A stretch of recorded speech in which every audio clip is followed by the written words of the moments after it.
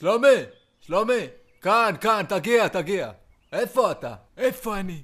כל הארץ פקקים, איפה אני? אבי, תכיר חדווה אשתי. סוף סוף פוגשים אותך.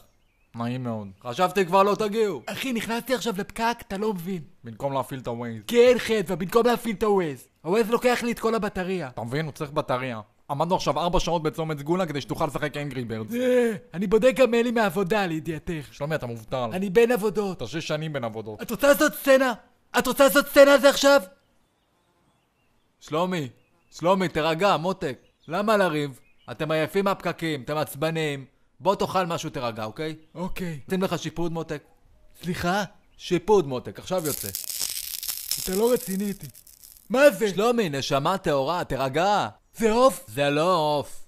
בוא עשית לי התקף לב עכשיו. תגיד לי, אתה נורמלי? שאני אשים לך עכשיו עוף על המנגל? כן, תכירי, אבי עם השטויות שלו. אז מה זה? זה פרגית כפרה. אתה צוחק איתי? לא אחי, פרגית, באמא שלי. נו, מה זה פרגית? ציפור? אשתי פרגית!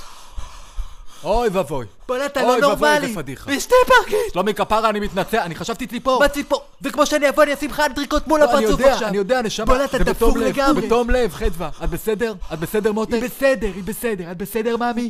אני לא יכולה עם הריח. הריח. זה דודה מרים. זה לא דודה מרים. זו דודה מרים. אני מריחה אותה. מאמי, זה לא דודה מרים, אין סיכוי. לא יודע, אין שמות על השקית. לא. תעיף את השקית כבר! אהבתי.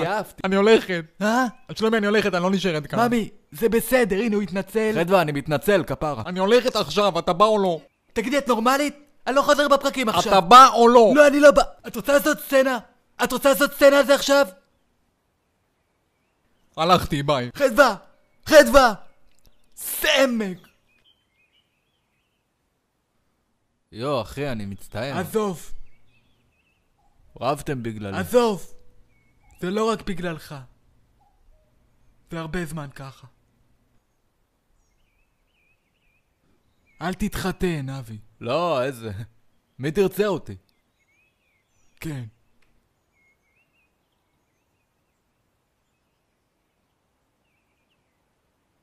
לשים לך קצת פרגית, אחי. שים לי קצת בפיתה.